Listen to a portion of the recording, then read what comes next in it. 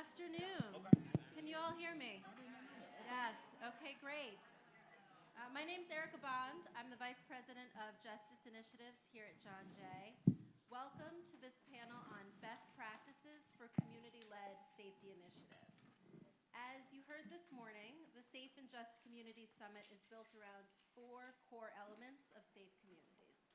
Communities that are resourced, that are just, that are healthy, and that are restored. This panel will focus on the principle that safe and just communities must be sufficiently resourced to enable residents to identify and implement public safety solutions in partnership with government and other local stakeholders. Now I will introduce my friend Doug Wood, the director of the Aspen Institute's Criminal Justice Reform Initiative, who will be moderating this panel. Dr. Wood began his career as a public school teacher, and while a graduate student at Harvard, worked as a consultant with the Urban Superintendents Program, the World Bank's Office of East Asian Affairs, and taught at the John F. Kennedy School of Government. From 2011 to 2018, he was a program officer at the Ford Foundation. And prior to joining Ford, he was the executive director and chief education officer of the Tennessee State Board of Education. He was also the chair of the Basic Education Program Review Committee, a member of the Tennessee Higher Education Commission, and a gubernatorial appointee to the Education Commission of the states. He previously was the executive director and principal investigator of the National Academy for Excellent Teaching at Columbia University's Teachers College, and an associate dean at the Eugene Lang College of Liberal Arts at the New School. He has a BA in history from Wofford College, a master's in English from Middlebury, and a master's and doctoral degree from Harvard University. Thank you, Dr. Wood, for serving as a moderator. We're also hoping that Dr. Wood will talk to us today about some of the great work that he's doing with the Aspen Institute and their Criminal Justice Reform Initiative. So thank you so much. Thank you, Erica. Well, I got to say, I used to fund a lot of work here at John Jay when I was at the Ford Foundation, so this is like being back home. So it is so great to be back here and so great to see all of you. We have a fantastic panel, and I'm going to ask them if they wouldn't mind just introducing themselves and telling us what brings them to this work. We will start on the far end. Should I introduce myself? Yes. Hi, my name is Layman Lee, and I'm the Director of Neighborhood Safety Initiatives at the Center for Justice Innovation. What brought me to this work? I think I found myself in Brownsville one day as the placemaking manager and with not a lot of funding, and I realized trying to identify or build coalition around creating community change, you couldn't really do that work without community organizing. And but at the time, no one was paying anyone to actually community organize. Like, you were paid to meet your deliverables and implement projects, but that the real work started with everyone coming together. And so that's how I found the Center for Justice Innovation, or it found me. And and so that's now how we're here. I heard a lot today from a lot of different panels that centering community voice is really where the solution is. And so, I guess it comes from lived experience. Thanks, Layman. And as you will note, she's a wonderful addition to our panel today. Yes. Sorry, I am not James Brodick. I know you were here. I'm a poor substitute, but thank you for indulging me. Great. And if we could do this really quickly, what brings you to work? Yes, hi, good afternoon. My name is Corey Miskell. I'm with the Latino Coalition for Community Leadership. We are a grant-making intermediary, and we exist to bring equity to grant-making and community safety. What brings me to this work, I have had the privilege of experiencing healing in my life, and that's pretty powerful, and find I still need some of that, and so that was my connection. It's about as connected to my emotions as I'll get. Other than that, I spent a lot of time in the state and state government and state politics, and so I understand how to navigate those systems, as toxic as they are, and so it's a real privilege to be able to do that from the community side now. Great. Good afternoon. I am Councilwoman LaTanya Tate from Birmingham, Alabama. I am the CEO and the founder of Alabama Justice Initiative. And what brings me to this work is I am a retired probation and parole officer and the mother of a formerly incarcerated young man who's no longer incarcerated. and a 2018 SARS Justice Fellow. So what continues to bring me to this work is, as was stated, is being a councilwoman, being the first black female to chair public safety for the city of Birmingham, gives me an opportunity, thank you, to collectively move collectively and make sure that we're centering the voices of those in community. Because one thing that I do know, you cannot have a public safety plan without the community. Hi, my name is Alex Santana. I'm the director of the Newark Public Safety Collaborative and also faculty at the Rutgers Newark School of Criminal Justice. So what brings me here? I consider myself a pra-academic, as they say, academics that love to be practitioners. 4 years ago when I started this work, the work of the collaborative, I was really fascinated always to connect spatial analytics, so data, with the community. And when we started building that coalition, that collaborative that now has over 40 different community organizations in Newark working together in a very well-working ecosystem, and tomorrow the mayor of the city is going to come and talk about that. It really, really brought my passion of not only I'm teaching crime mapping, but I'm also able to lead this collaborative effort when we are putting data in the hands of the community so they can become co-producers of public safety. So good afternoon, folks. Anthony Smith. I'm the executive director with Cities United. Our mission is to help cities reduce the homicide rate of young black men and boys in half by the year 2025. We've been around for a while, so we got work to do. But our vision is the most important. It's around how do we create safe, healthy, and hopeful communities for young black men and boys and their families. And what brought me to this work and what keeps me in this work is my purpose and mission in the world, but also the folks who are most impacted by this issue are folks who I care about, and the places that they live are the places that I care about as well. So black communities and brown communities for me that have been traditionally impacted by community violence are the places where I want to make sure that we are implementing sound solutions and ideas in partnership with them. And I think that's what keeps me here and what brings me here. But I think this is mission work. I think it's his purpose work. So my creator actually led me to this work, but that's how I stay in this work and how I stay grounded in it. So thank you for the question. Thanks, Anthony. So, we're not going to do one by one by one. I want y'all to jump in. So here's the first question. Why is it critically important to center community voice and community leadership in any justice and safety initiative? Why is that important?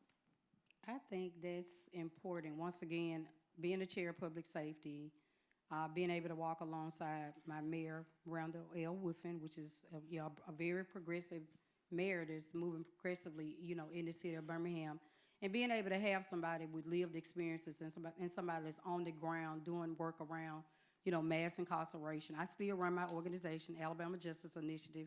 A counselor job is a part-time job, so I'm on the ground doing the work. And so I just think it's so important to make sure that we are centering the voices because for too long, the voices have been left out. It's always been the power struggles making the decision for those in the community. So one thing that I tell my colleagues that I serve with is we got to make sure that we're centering the voices of those in the community, because most of us probably don't live in the community. I still live in the community, as Anthony said, so I care about people that's in my community. We want healthy, sustainable communities. We want to be able to access food justice, environmental justice. We want to be able to access all of that. So it's important to make sure that you have the buy-in in the community. It's going to be some hard conversations had, but, we got to be up for that. So I just think when you're creating a public safety plan and a community safety plan, it needs to be created by the community, for the community, and by the community. And just to add too, I think part of this is that we've seen what has gotten us when we don't center and focus on those who are most impacted by this issue, or all the issues all the injustice that we talk about. There's intended and unintended consequences that happen when you don't have people who live every day at the table helping you make decisions. So I think, if we don't want things to continue the way that they are, we don't want mass incarceration, we don't want young people shooting and killing each other, we don't want all the things that we say we don't want, then that means we've got to have people who are dealing with it, helping us identify the solutions at the table. So I think for us at Cities United, when we go into a city, even though we start with mayors and their city leaders, we're clear that you've got to move quickly, Mayor, to create a table that allows the families and the young people who are most impacted by this issue to sit at that table, not just the ones who have been shot, but also the ones who have pulled the trigger. And those families need to be with them and support them And we need to do this work in community, not bring folks to, as the last panel say, I think there's a both and, but we've got to start the work in community so that folks can really help not only buy into the solutions, but guide the solutions and lead the solutions. And I think also what we heard from the panel from Richmond, the brother from Richmond, is that they also got to be able to lead that work, right? We've got to hire them and put them in leadership positions. So for me, if we truly want something different, then that's the way we got to go. Alex, you want to say something? Yeah, I was going to say, I think it's becoming more and more important to mention that the police cannot do it. They just can't do it on their own. They are not equipped to deal with most of the situations that they find when, for example, mental health issues, homelessness, and other problems that they face as first responders. So they're not equipped to deal with those situations. And sometimes because they are the first ones to confront them, that escalates. I feel that here is where the community really plays a role. And from the experience of what I've seen in the Public Safety Collaborative, where we have all these community groups at the table with the police wants to hear what the community have to say, and the community wants to hear what the police have to say. I have a round table where no one is in control of the conversation, but there's a level playing field where the community can have a discussion.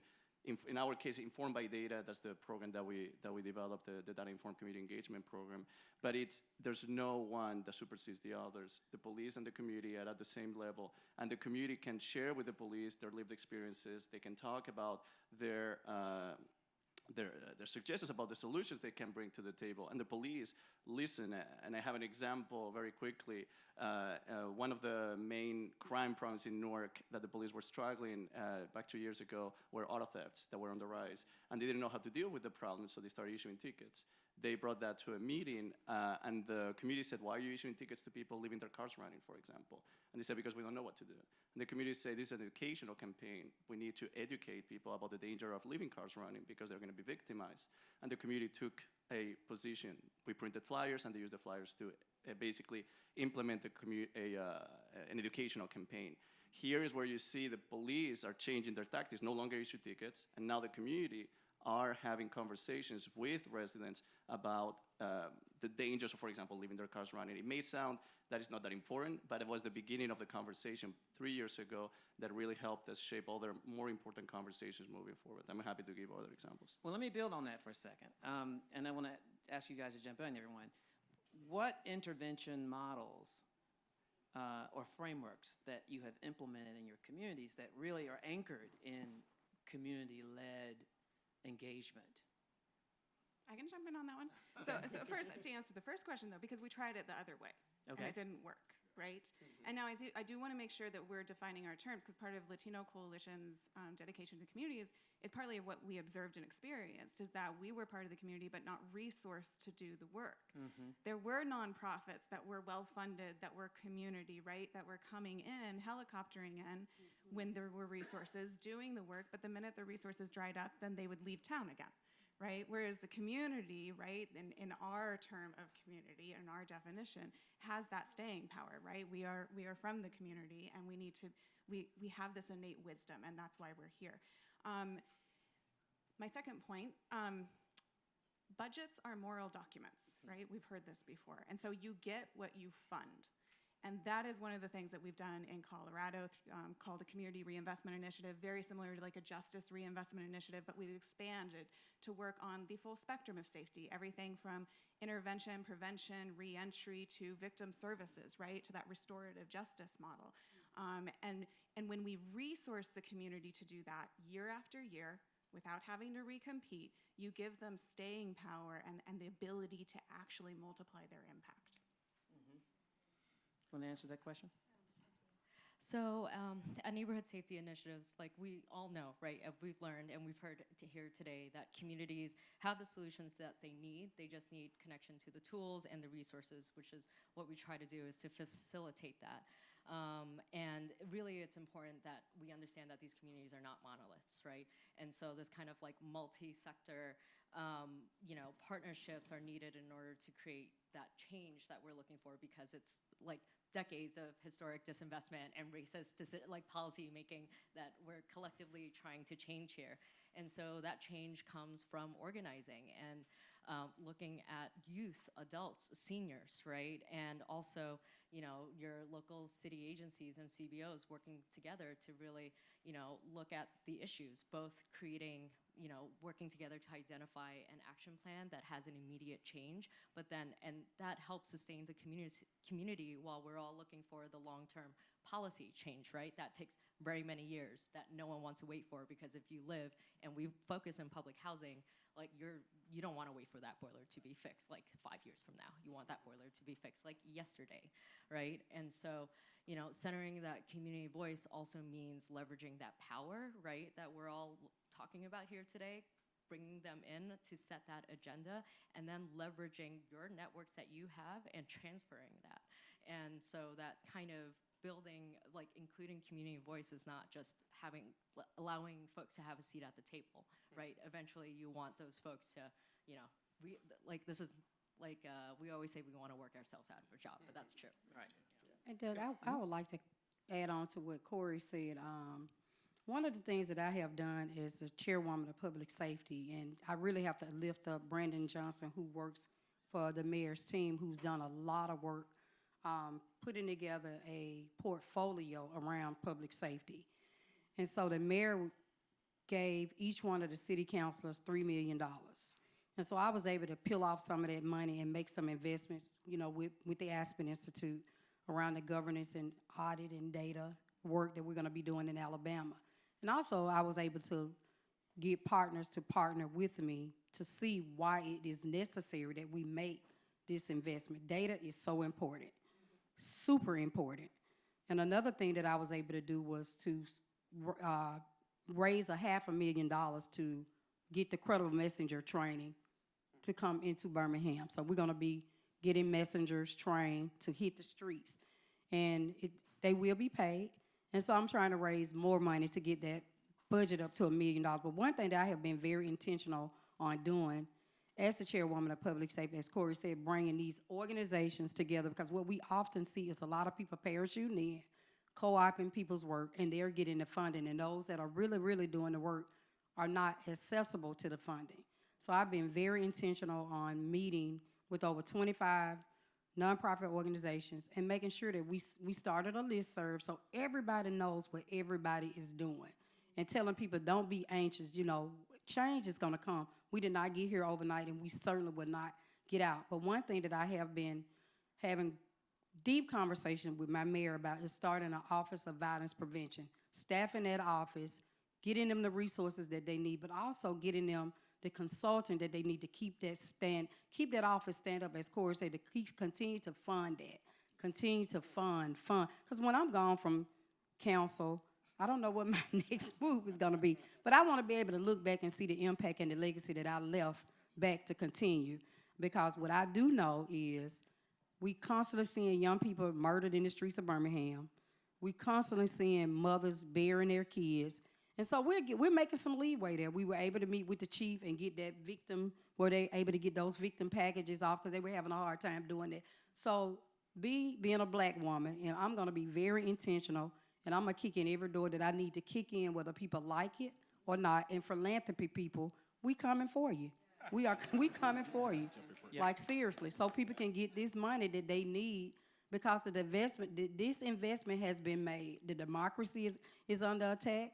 We have an attorney general that's trying to introduce an anti-gang violence bill, that if you're 16 years old, you can be charged in the state of Alabama as an adult. He made it quite clear, we're not looking for the Bloods or the Crips. 3 or more you congregating, we're going to lock you up. No, not on my watch, you're not.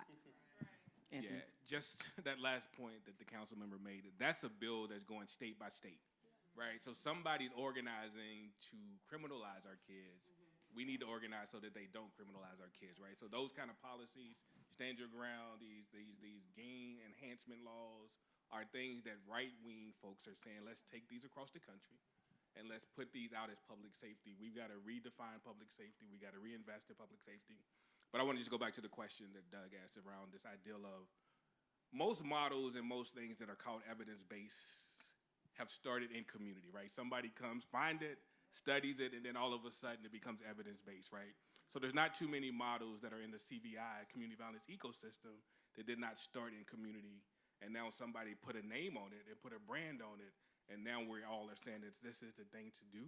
So if we're truly honest about where we get our best ideals from and our best solutions from, they come from communities that are dealing with the issue, right? Now, how we support those folks who are doing the work and give them credit for it is the thing that we got to work on, right? So we've got to be better at saying, this is who founded this is where we got it from.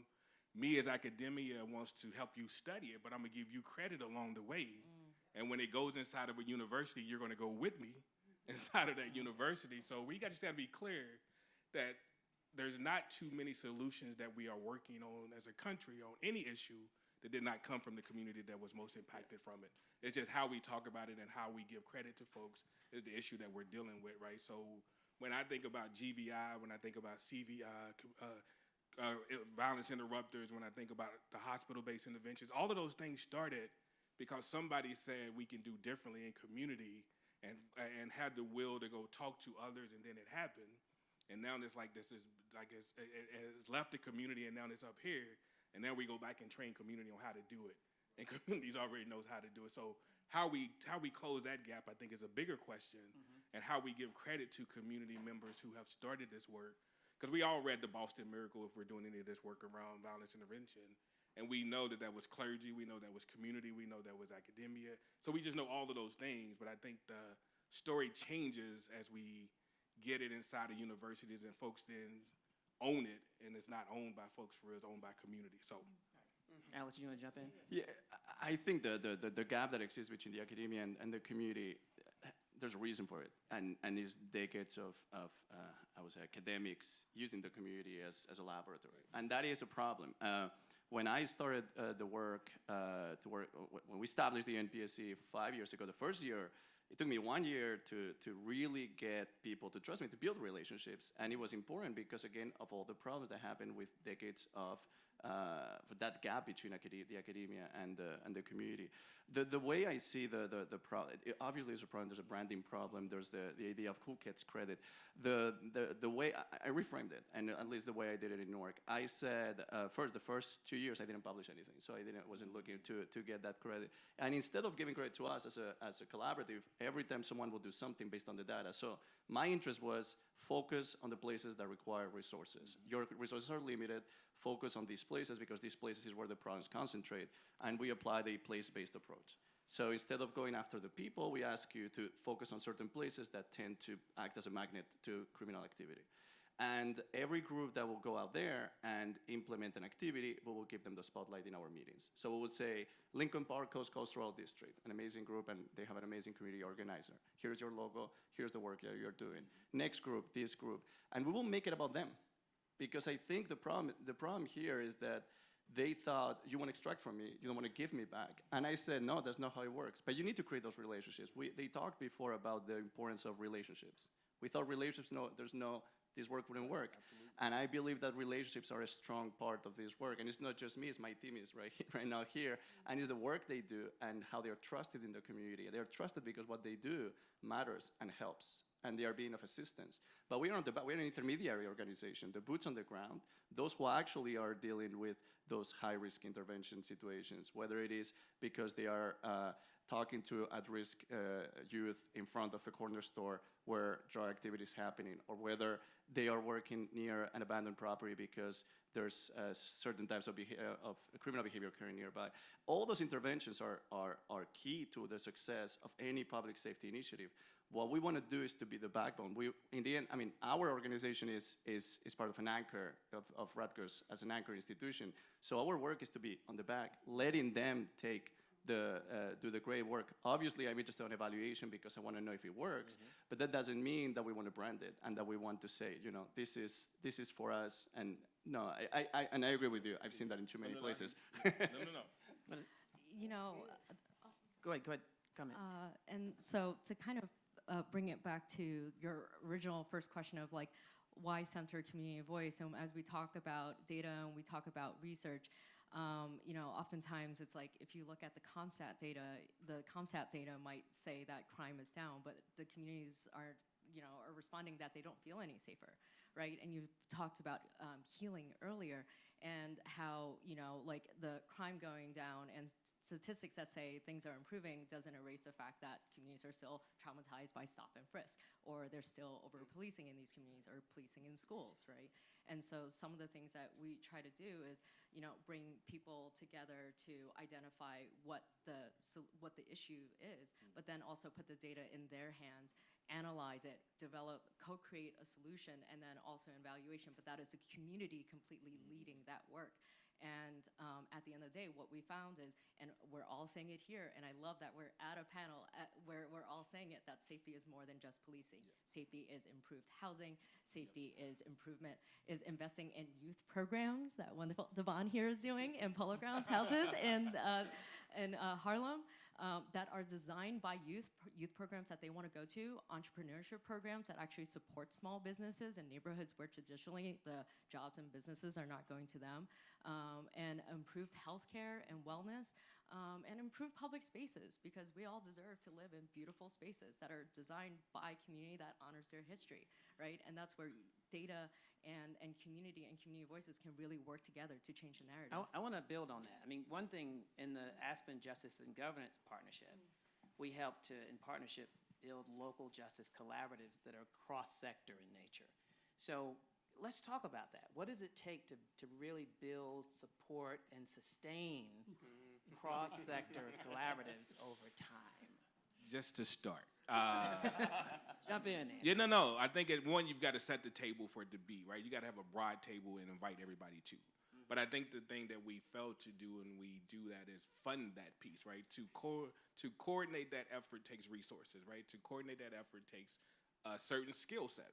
And to coordinate that effort takes a lot of attention to making sure that everybody feels like they're at the table. So I think when we talk about coalition building and we talk about making sure that we do cross-sector engagement, you never give the organization that takes the lead the resources to do it, right? That's almost a whole nother team that you need to actually manage that thing. Because when we go into cities, just to, as a layman's part? Layman, thank you, layman. That this is about redefining what public safety is, right? We tell cities you need a comprehensive public safety strategy, which means you're doing all of the work that you just talked about, and you have a comprehensive table. So when we tell the mayors and their teams, you need to build this table and keep this table open. They meet monthly. You're reporting out to them. They're seeing the data, not just looking at police data, but they're looking at community data. They're looking at all of this stuff to say how and where, how do we move and how do we hold each other accountable. So that table takes a lot of energy, a lot of resources, and a lot of time that I don't think we give it. We want to set folks up for success, but most of the time we're not. We're just giving them just enough to fail. So I think we got to just be clear that it takes resources, which is my big piece. Yeah. Corey, you gonna? Yeah, can I jump in there? Yeah, of course. I completely agree, and so that is one of the roles that we play as an intermediary is kind of working to keep everybody playing nice in the sandbox, right? Because collaboration is really hard. It breaks down, and by the way, it breaks down in community, right? Like we got to break down our own silos here. It doesn't need to be like the Hunger Games for the very few resources. Like let's grow the resources together, right? Because we can demonstrate incredible impact. But I do think that's a value of the intermediary is we can back channel so much, right? So we can serve as translators with the government. We can help the government kind of connect to a community in a meaningful and accessible and equitable fashion, right?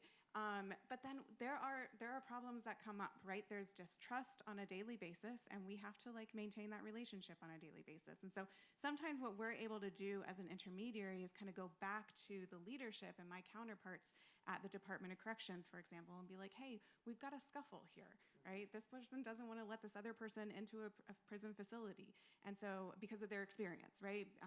And so we can kind of like go through the leadership realm and kind of solve that so that then this face-to-face direct service relationship can be preserved in a healthy fashion. That's great. Anybody else want to And come in? I just want to add to this, Doug. Corey said it, Anthony has said it, trust, and you got a lot of repairing that has to be done. A lot of relationships have been ruined by past leadership. Some, you got, as they say, all this discord. So that has to be fixed first. Will we be able to fix everybody? Probably not. But you got to move with the people that's willing to forgive, heal, and move on and do the work.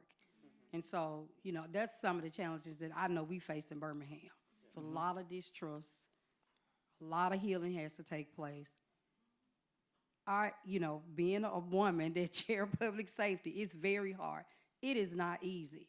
And so I find myself being the mender, the mender in what I'm trying to do, because I want to make sure when I am gone that I can look back and say that I made a great impact on the community. Because I have a black son, I have a black granddaughter, I have black brothers, nieces, and nephews.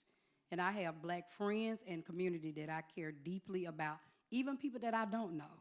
But I want people to know that I'm out here grinding these streets, doing the best I can to bring community into a safe manner. And that ecosystem is very important.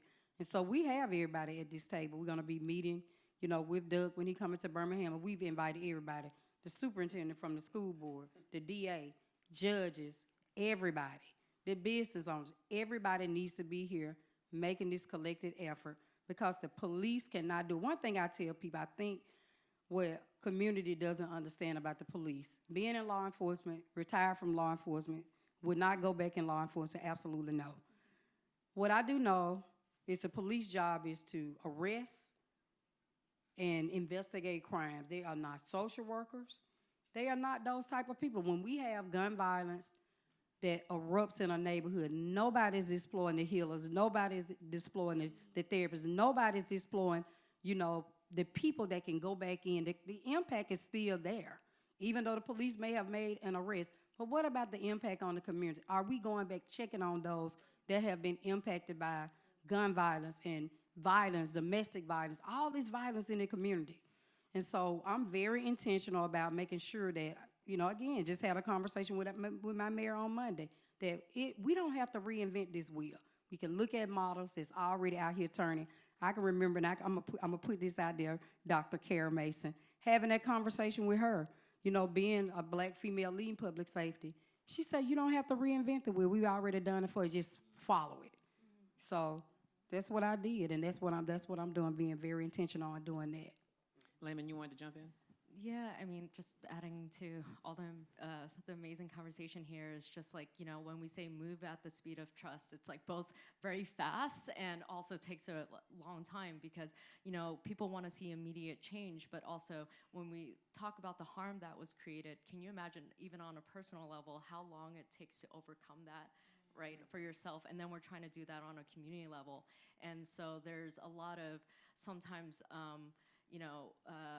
agencies that will do things performative in nature that seems transactional, but then the systems don't change, their actions don't change. They put rookies on the street that cause further harm, and that does more harm because we don't remember the good things, right? We hold on to the bad things, and it takes even longer to repair.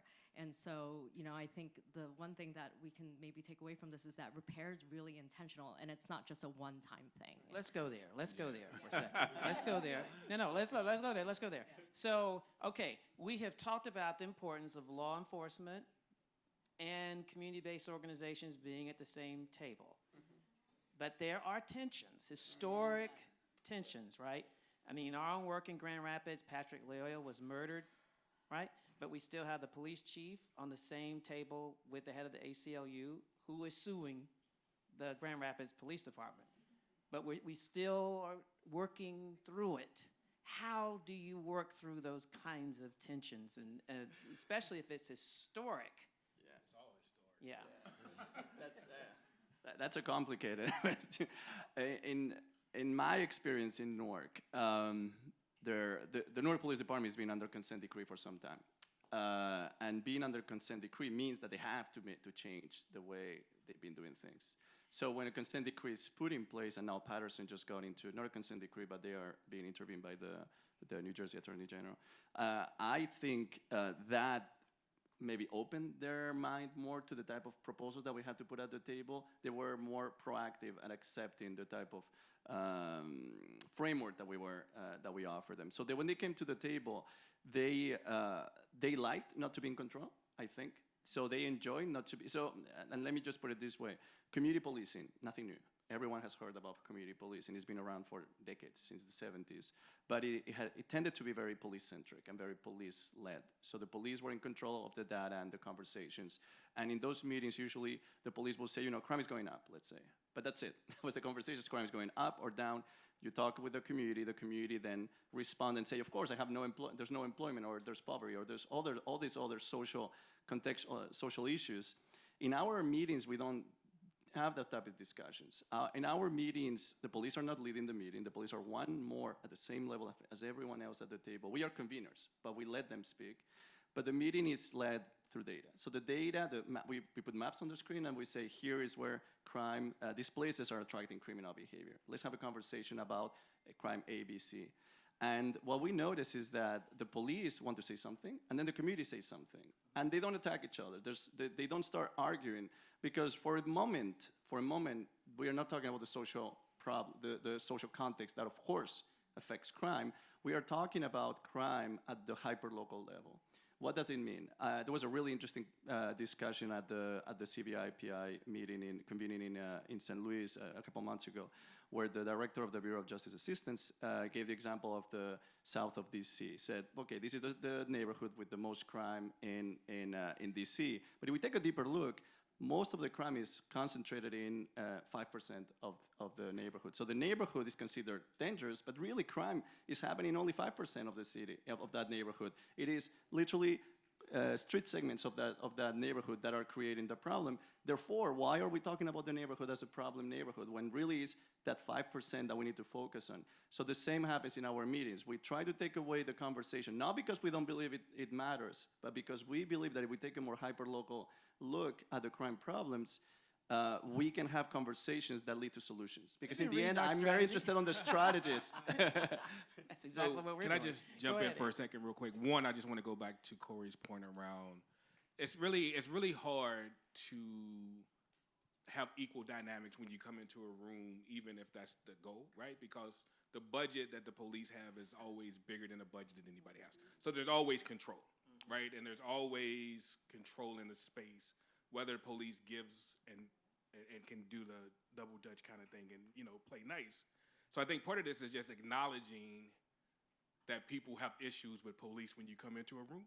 And just to be clear about it, right? We have historical issues with the way policing is executed in Black and brown communities and poor communities.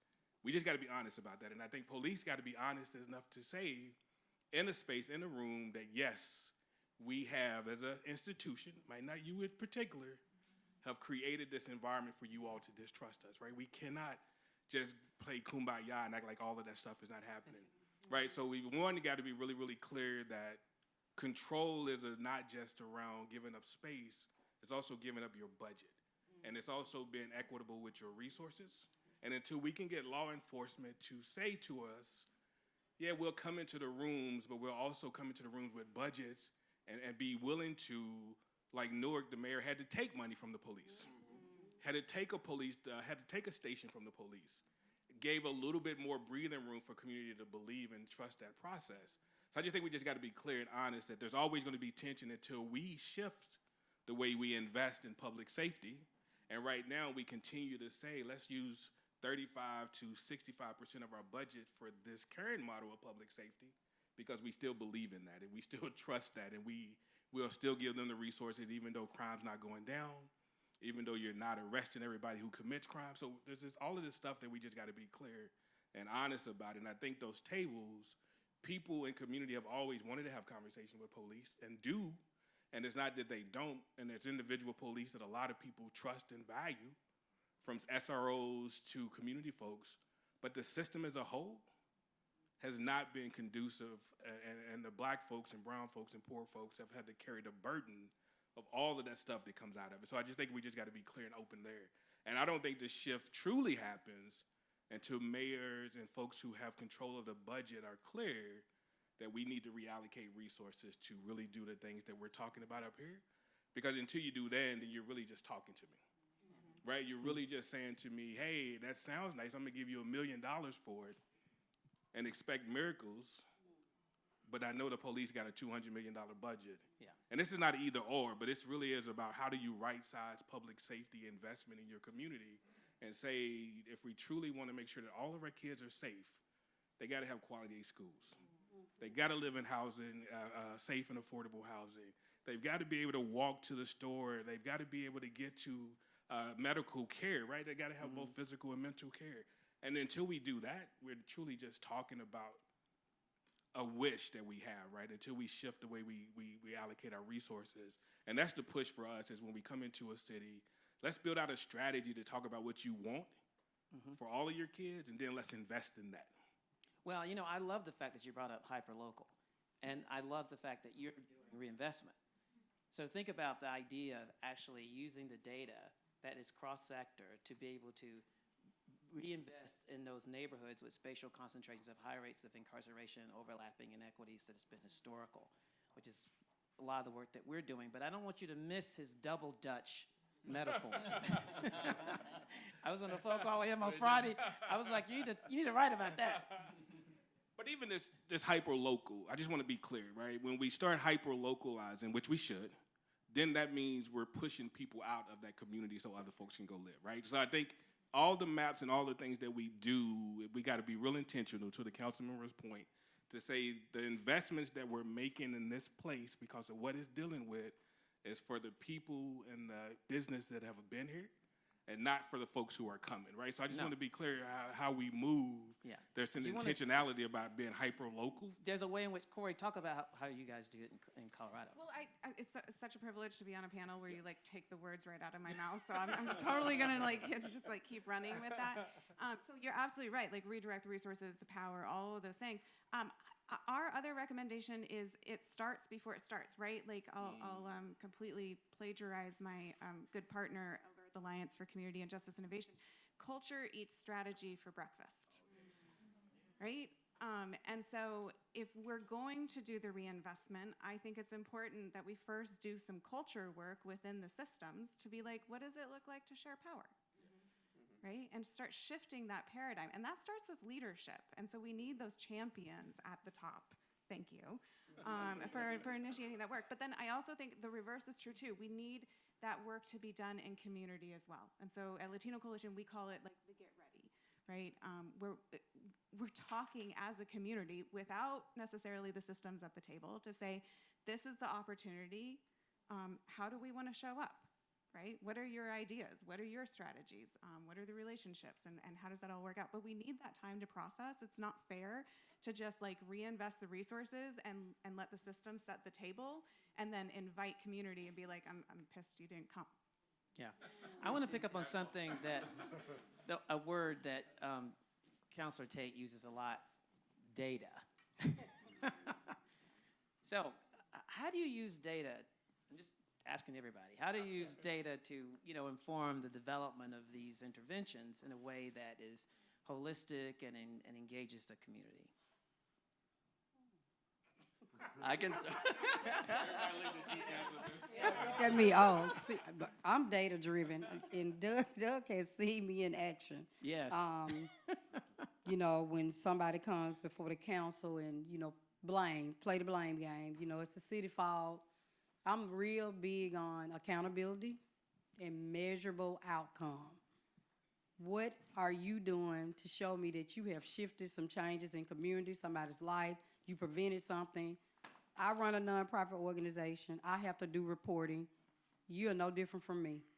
So if I have to be held accountable for philanthropy dollars, you should be held accountable for saying that you're a community organizer or you have an organization. You shouldn't come to the city and want me to give you my discretionary money without showing me some measurable outcomes that you have done. So I think I've shifted that mindset with a lot of my colleagues. Like, y'all have made some bad investments. I mean, like, seriously made some bad investments. Y'all have given y'all money to people, and we are still in this same situation. I mean, like, we still here. You can come to City Hall and get your 3 minutes of fame on camera, because that's all we give you is 3 minutes. But that's people's time to come and show out. You showing out, but you still have not done anything to shift or change what's going on in community. I don't see you organizing a farmer's market, none of that. No health care, none of that. But it's the mayor's fault, it's the city council's fault, It's everybody's fault, but it's not your fault. So data to me is super important because I think it's going to tell the story. It's going to tell where the poor investments have been made, the poor decision making from hierarchy, just freely giving out money like it's a cash bar. So, so I'm big on data. I'm sorry. I'm big on data and accountability, and I'm unapologetic about it. Alex? Yeah, so I'm going to start with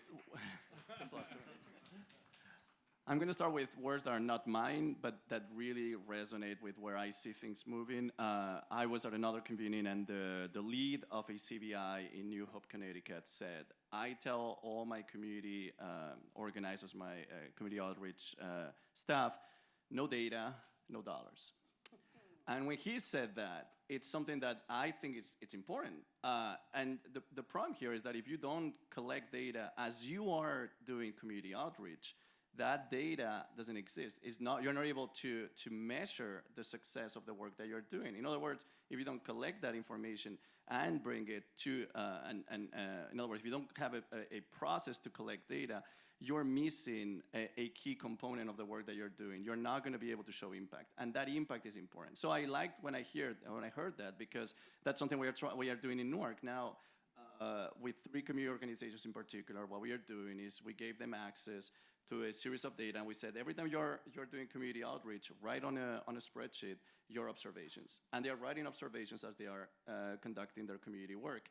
That informs our analysts at the NPSC on what they are seeing, so that when we analyze the data, no longer the data is being analyzed on a vacuum. So no longer we are just using police reports, for example. So incident level data from the police, we know that data is incomplete. Depending on the crime types that you're dealing with,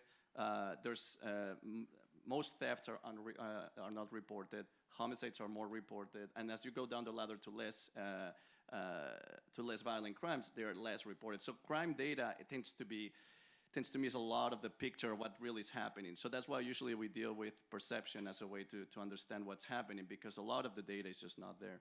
So by having them collecting information and feeding it back to us, we are better to create better analysis that then can inform them on the work that they are doing. And is that process of collecting, data collection, it's just something that they weren't doing before. And I think that if we want to systematize or institutionalize this type of work, so that on the long run, these CBOs, these community organizations, whether they are CBI specific or they're doing murals or they're doing any type of community outreach, that they implement this type of data collection practices, not just because it's better for them. They're going to be able to apply for grants. They're going to be able to prove that the work that they're doing has having impact, but it's also going to be able to show that the ecosystem is having a real impact, which we see. I mean, in Newark, we are seeing it because we are, right now, we have the lowest, this last year, we had the lowest rate of shootings in 60 years.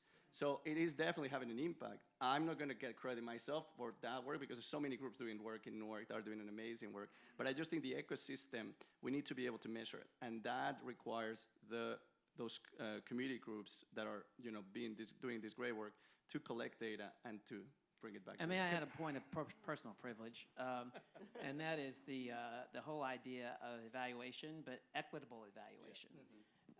Equitable evaluation in service of equity and participant involvement. You want to say something? Maybe I should have led with this, but Neighborhood Safety Initiatives is a technical assistance partner and implementation partner on the Mayor's Action Plan Neighborhood Stat in New York City. And we have the privilege of working in 30 developments, New York City housing developments, citywide. And if you can imagine, in New York City, it's a lot of people living in public housing. I think it's like over 400,000 people on papers, 600,000 maybe, maybe even more, because we know there's a huge housing homelessness issue. And so it's a lot of people. And so if you can imagine people living in public housing that has not been invested in for a long time, it's a lot of people complaining, right? And that's how it lands on people on the other side. It's just a complaint until you unfortunately have data. And so putting data in the power of communities to back what they're saying is that is like where the advocacy is. That's where the power is, to put it in their hands. And so at the end of the day, we leverage data, to behind like, okay, why does this issue exist? We unpack that as a collective, develop that solution, but then also the community votes on the solution together. So one of the things that we do is a participatory budgeting process where 15% of the population is involved in identifying what that solution is, and that's numbers, that's data that cannot be ignored. Can I add to the data conversation? Because I think it's all important, and I think it's all important for all the reasons that were said. But I also think the most important reason is that you give it back to community so that they can do what they need to do. But I also want to say, when we talk about public safety and we talk about the traditional models of public safety, there's a whole team that analyzes data. There's a whole system that I have when I cruise and when I patrol that I put data in that then goes somewhere. And I think if we want the CVI ecosystem to do the same thing, there's got to be an investment in how data is collected and analyzed and how you build these organizations up. So I think part of the struggle that we're having is that we are saying we want folks to be where we need them to be without the infrastructure that supports it, right? So when organizations come to the table the way they are now, doing amazing work, great work, now I don't have data from 5 years ago because I've been doing work. And I don't have a team who I can give it to then analyze it. So how do we build this infrastructure at the same time if we want to get people to a better place, right? So all I'm trying to say is that, again, it goes back to resources. And right now, to the council member's point, a lot of organizations that come in front of her might not have the infrastructure to give her the data that she needs, but having somebody like Alex who can go sit and help mine that data and then put it out is the thing that we need. So how do we build all of this ecosystem at the same time? Because right now we're holding people accountable for something that they don't have the capacity to do, but we know it's important to the work, right? So I just want to make sure that as we build this out and have this conversation, that everybody does not have a record sitting next to them, walking them through the process that says, hey, I just need you to write this down and we'll put it in Analyst and we'll put it out, right?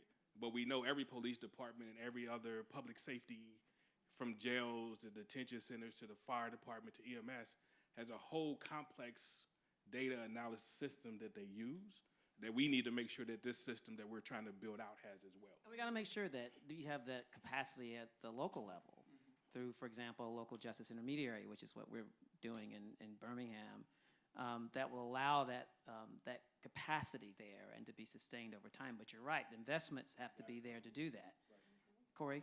Yeah, totally. And I think that's the real brilliance of like the recent DOJ grant and CVI, which was featured in the previous panel, right?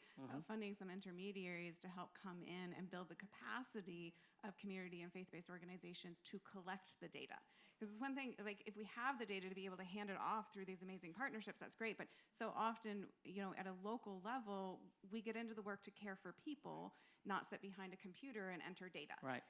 And so building that muscle in a way that, is doable, right, that doesn't take 24 hours a day is really important. And so I think there are strategies to go about that. But we, again, need to fund the organizations to do. Right.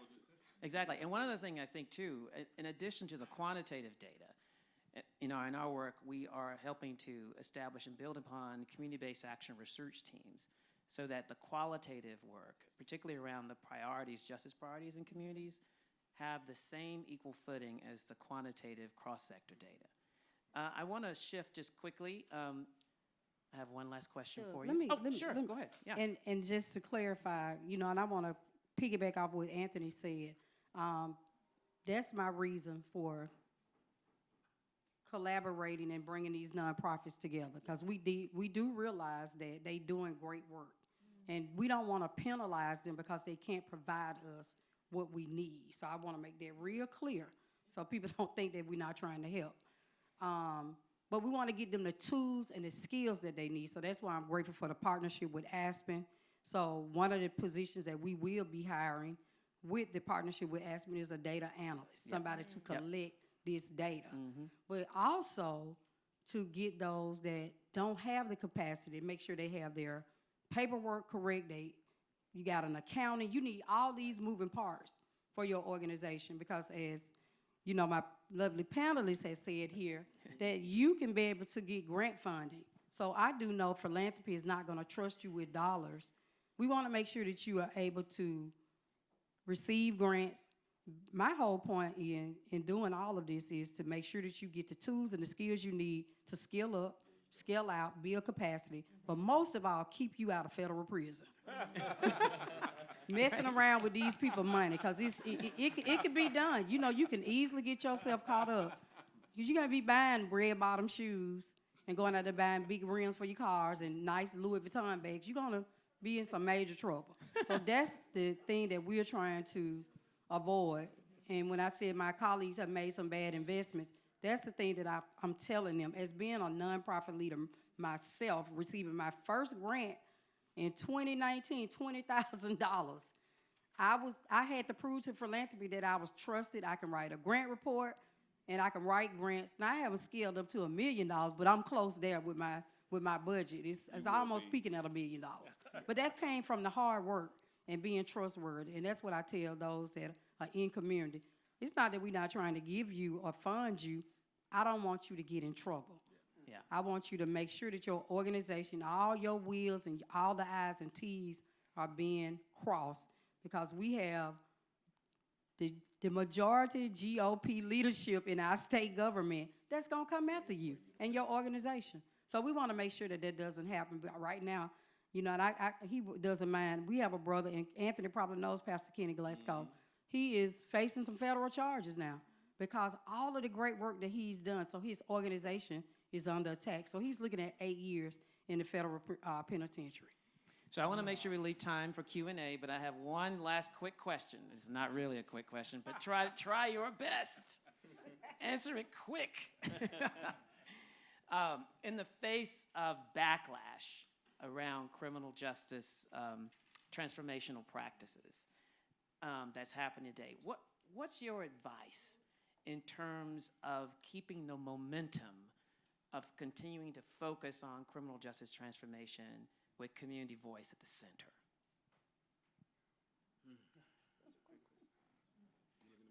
I thought we were popcorning in this room. We're still popcorning. Okay. We're double dutching right now. How do you keep the momentum going? I think it goes back to your point around the qualitative data. It's the stories, it's the successes, it's how you get people into this, right? It's not just numbers that get people like, okay, I can believe. We gotta make people be seen, right? Who this is impacted by, because I think a lot of times we just see numbers posted up and we never see the people. So I think making sure that people understand who's impacted by this work and what happens when we do things differently. Because I think when again the brother from Richmond talked about the fellowship that they do is an amazing thing. Right, and when you hear the stories directly from those who are impacted by, like the cat who graduated from FAMU, I've met him. He had never left Richmond until he went to go visit FAMU and decided that's where he wanted to go to school. So it's like these amazing opportunities and stories that you hear from people who just want chances, just like you, just like your kids and anybody else's. I think that's how you keep the momentum going. You got to make this real to people. They got to see the real faces and the real stories before they can really understand this has got to keep moving.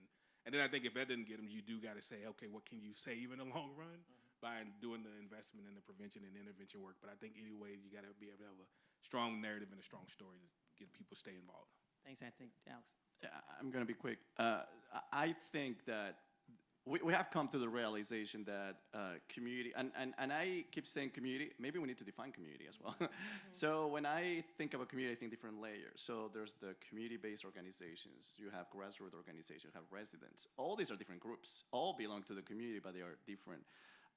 I think that this work is getting a lot of momentum, particularly in community-based organizations that go from grassroots all the way to the large organization with chapters around the country. They have a unique opportunity now to use their resources. Sometimes I call it their superpowers, whatever community program they are implementing, and apply it in a more strategic way to tap into the populations that need them most. So, and I heard that from at Rutgers we have a program, a reentry program, and someone that went through the program told me a story that I'm going to share very quickly. And he said to me, I was previously incarcerated. Until I came out, I never really educated myself. When I got out, my world got bigger, and I was able to see things differently. I never had that chance. But I also never knew that in my neighborhood there was this community organization with this program. I thought that were just providing me with help to pay my electricity bill. But actually they provide with a lot of different community programs. And now I discovered that. And I said to him, that's exactly what we're doing. We want that community group to be able to use all those resources, but tap into the people that right now that have a harder time at getting into those resources. So how do you connect community organization and their resources, their current work, with the people that need the most to get out of the cycle of violence? And I think that is key. So I think we're getting closer to that realization through the Office of Violence Prevention, through all these efforts of the importance of nonprofits, the importance of all these block group associations, et cetera, to be part of the ecosystem and play a role. Great. You guys want to say anything? I think, as you know, Anthony said, I'm familiar with the fellowship that they offer in Richmond. But one thing that I want to do as a city council in my district is do a civics boot camp. It is super important that the educational component is, just blasted out in neighborhoods where they can understand how do you get engaged, teach them the legislative process. It reminds me of the 60s. I'm thinking about Birmingham, where all this civil rights started, where the Children's March, we had a reenactment of the Children's March just here recently, where, the kids were engaged. So, introducing and bringing this type of education component to the community where they can learn, you have the power. The power lies in the community. We have the power to undo all of these bad things that are being introduced in community. So just being super intentional about that. I do know building out this public safety system in Birmingham, we are partnering with the Department of Corrections. And one of the things that I told them that I was not going to participate in slave labor at all. I was not doing that. So our mayor has found a way to get around that. And we have a women's program in Birmingham where it's called Embrace Mothers, where a lot of mayors did it. I think Newark did it, where they were giving so many single moms a stipend. And so what the mayor has done, he's creating something like that. So when the people are released from incarceration, that they will have this money in a trust. And when they get out, they have a leg up. So we'll be able to point them to all the resources that they need, housing, medical.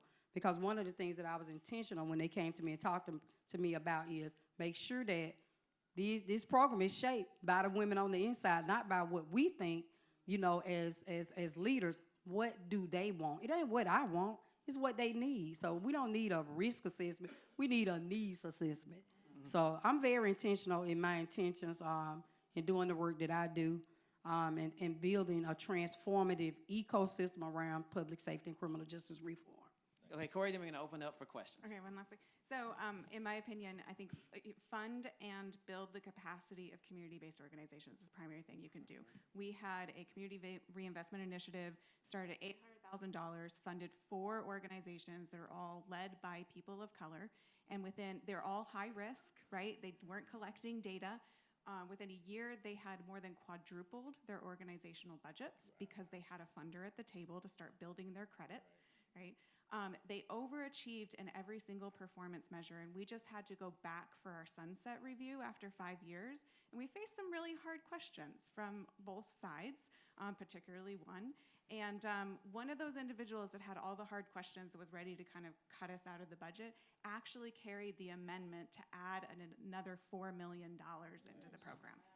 So it does work, but you've got to bring the resources to the table and build their capacity to do it. That's great. All right, we're going to open it up for questions. Yes, I saw your hand first in the back. The gentleman, yes. Hi, I'm Jeremy Stein. I'm the director of Connecticut Against Gun Violence. I want to thank you all for what was really like group therapy for me. Thank you for pointing out the difficulties of this kind of coalition building. And I do have another question of what would you say to legislators? We have always the struggle of trying to build a funding source in Connecticut where we're funding community-led organizations, evidence-informed groups, and there's always this push and pull of creating an ecosystem which we're trying to create in an Office of Violence Prevention, whether it's at the city level or even at the state level. And then legislators who don't want to give up that control. They want to be able to take that money and say, I'm giving it to this group or I'm giving it to that group. At the same time, community groups don't necessarily all want to take the chance of being in kind of an RFP process with an Office of Violence Prevention. They want to be named individually and say, like, no, we've been doing this for a long time. We deserve the money. We need the money. So how, like, what would you say to, and I do believe, and I think a lot of people do believe, that creating this ecosystem involves like an Office of Violence Prevention. What would you say to legislators, if that is in fact what you all believe, to try to convince them that this is the right approach? And if it's not, why isn't it? All right, who wants to jump in? Good to see you, Jeremy. Thank you. That was just for you, by the way. I know it Anthony. was.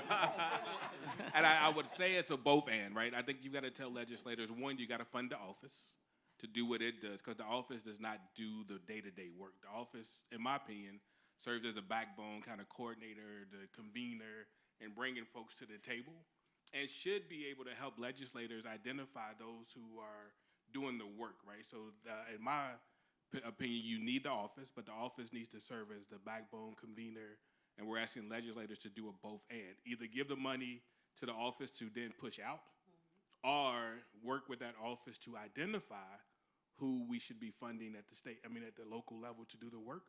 But I think it's a both and. But I also think another strategy that needs to happen is that you also need to be working with your philanthropy partners in the cities and at the state to say to them, we need another fund to really help build this work out, because city money, state money, federal money moves slow. And sometimes it's caught up in all the regulations and all that stuff. So you need the more flexible cash. So building that other table with the funders help you not only support what's happening in the Office of Violence Prevention at whatever level, but also supports the community-based organizations to not just work alongside the office, but also to be an accountability partner to the office, right? So you got to have that multiple funding streams, but I would say it's a both and when you're talking to legislators to say office needs resources, but also community, and how you use that office to do that, I think is important. It's called braided social purpose budgeting. Okay, questions? Yes.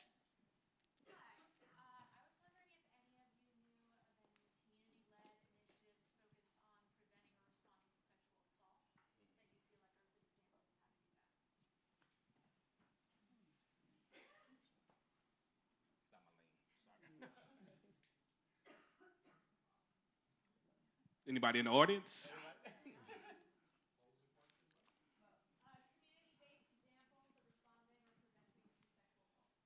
So I get, yeah. My name is John Perez. I'm from the Bronx. I'm a retired 18-year U.S. Army veteran. Part of my job was to respond to sexual assault, sexual harassment within the Army. I was a team leader. So if there was an issue, I'd hit brass.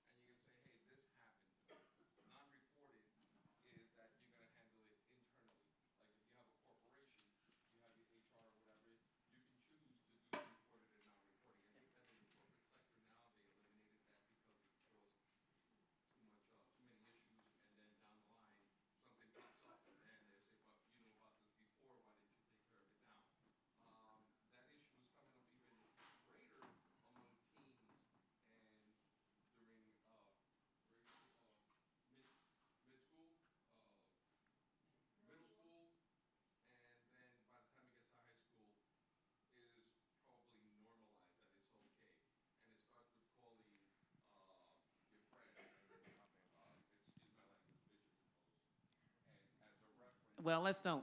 Well, let's move on. Can Thanks. can I Carol, help did you answer want to that? say a word? Can, Okay.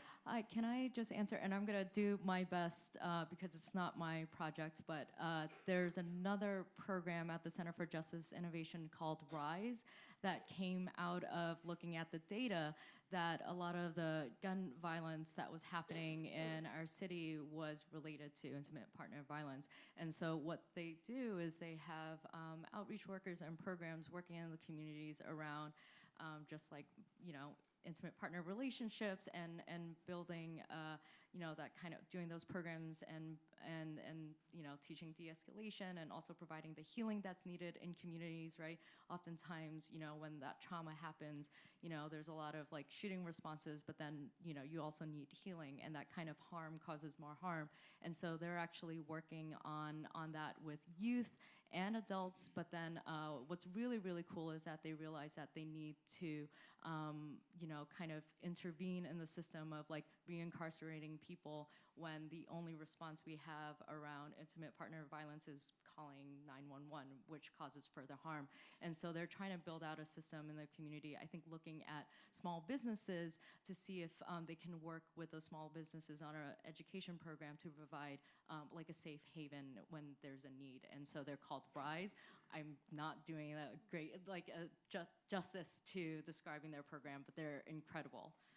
Great. And we have a question right over here. So I wanted to ask a question about the qualitative data that you were talking about. It's very intriguing, and you gave so many good examples of when you bring people to the table. I'd love to hear some examples of how you demonstrated qualitative data, how you cut through algorithms and echo chambers, and what you're doing in the communities to relay that information and to whom. Well, I can start, and you can. Well, why don't you go ahead, Alex? So when if you're talking about so we organize meetings every 2 months that are data-driven. So like I said, we use geospatial analysis to get our partners, which like I said are community-based organizations, businesses, local government, police, etc., to have a conversation about what could be some of the contextual factors that are leading crime to these areas, whether that is corner stores or bodegas, which is something we've been focusing lately, or whether it is abandoned properties is where we started, which we find always to be connected with instances of gun violence. So those conversations, we don't treat them as qualitative research. While we use those conversations, could be considered, we use those conversations to build those strategies and then implement. There's just more of a participatory action research agenda as opposed to simply collecting qualitative data. When I think about qualitative research in the type of work that we do, I think about an example in particular connected to the problematic near bodegas and corner stores. We found these particular locations, these corner stores, to be very connected to instances of gun violence. So we shared the top 10 most problematic bodegas with our partners. The police took the data and they used code enforcement to check if they had violations. So they did that piece. But a community group, part of the Office of Violence Prevention, said, I want to run a survey. And now surveys, if you work in an academic environment, you know that the IRB is not the quickest thing to work. So if I want to write a survey myself and get it out there, maybe in 3-4 months I'm going to be able to run the survey. So they decided to do it on their own. They asked for our advice, but it was a community-run survey. They gathered that data and then they shared it with the rest of the meeting of our partners. So here's where I see the data really translated, because I understand that there's sometimes this conception that we gather data and we keep it. No, all the data that we produce is put out there. We have a dashboard on our website that people can consult. They open it on their phones if they want. And everything is shared. So whatever you give me, I'm going to use it to give you something back and vice versa. So that's the way that I understand the qualitative piece. I'm more of a quantitative researcher myself, so I'm really working now with other colleagues in my department to bring in the qualitative piece, particularly with perception. But I could talk about this for a long time. And I'm happy to follow up you on the community-based action research teams that we have, which is built on anthropological fieldwork techniques, which is really around bringing people together and them co-constructing questions and also co-construction of the sentiment surveys themselves. Yeah, but we can talk about that too. Question. Yes, ma'am. Yeah, I had a question about how you're reporting the data. So I work in nonprofit, and there's always this kind of decision you have to make around telling the right story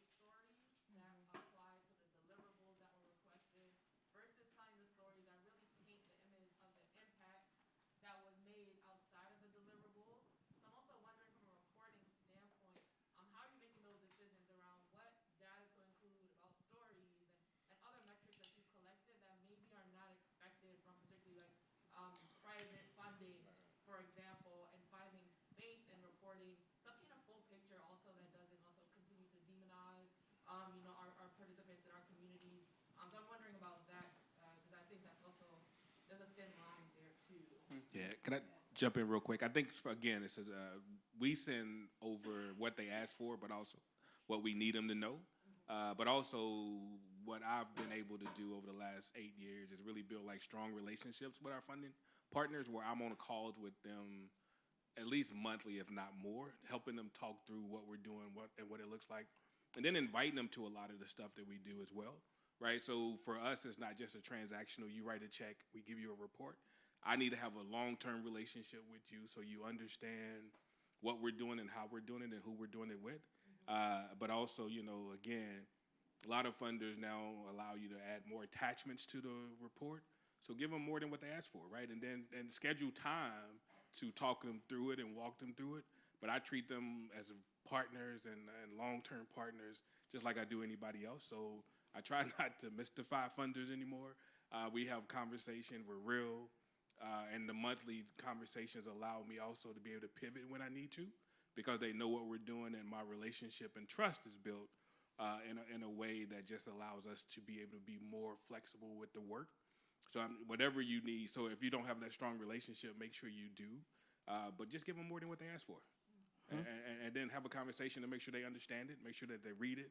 But walk folks through all of your stuff because you need them to understand what the bigger picture is, not just what that thing is that they asked for. Anybody else want to respond to that? Alex? I don't know if you want to go. You're talking from the perspective of the funders or perspective of the community organizations that you're sharing data with? Community to the funders. Yeah. So the way I report data, because I also have to report to the funders, but the community groups don't report to me because, again, they do this work on their own, and we don't, let me rephrase it. Now through a grant from the Bureau of Justice Assistance, we are replicating with 3 community organizations that do get paid, and they do report to us. But generally, the way this started 3 years ago, and where we got most of our results so far, has been completely voluntary. So they were doing the work, and they were using the data, and then they were reporting back at the meeting. The way I report the data to our funders is by, I report I report everything that we, I'm very open when it comes to data. So usually I will go into the 3 main programs, for example, that were implemented, and I will tell them what was the impact based on the evaluation component, and focus on whatever piece help you understand better the problematic. So try to think, what was the problem that you were trying to solve? And then what did you do to create change, and how that change had an impact? So whether that you're going to measure that with numbers, I like to use numbers, but sometimes you may have a qualitative piece that is going to explain that impact. So maybe use the qualitative, use the story that, for example, neighbors, have they noticed a change based on the program that you implemented? So there's different ways that you can approach the situation. So it depends on what research methods you want to use. Corey, last word. Yeah, so I agree, build relationship with the funder, that's really important, but we're also not a big proponent of pay for performance. That doesn't work, right? But we're still kind of caught in that machine. And so what I do encourage is kind of look at what's behind the data. What is the data telling you, and tell that story, right? Because at the end of the day, it's some sort of flag that says, hey, something's going on over here. And so try digging down a layer. The other is, for us, in Colorado, we have an intermediary, and so we talk about data a lot and what story to tell and how to tell that story. But if you don't have that, go connect with the other sub-grantees, because chances are they're also experiencing that, and there's strength in numbers, right? What are they seeing? Is there an undercurrent here and a story that you could share? Well, I'm a former middle school teacher, which means I start and end on time. It is such a pleasure to see all of you today. Thank our wonderful panel. They've been fantastic. Thank you all.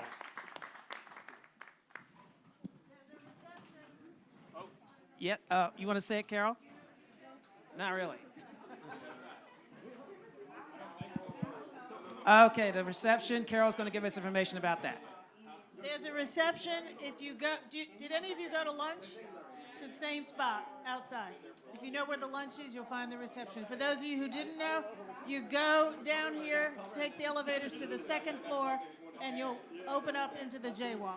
I hear you.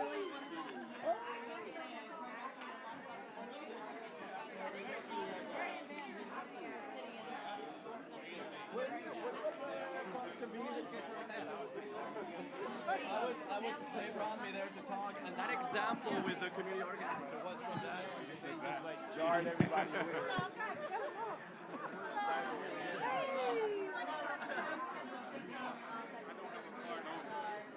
Oops, sorry. No, it's all right. That's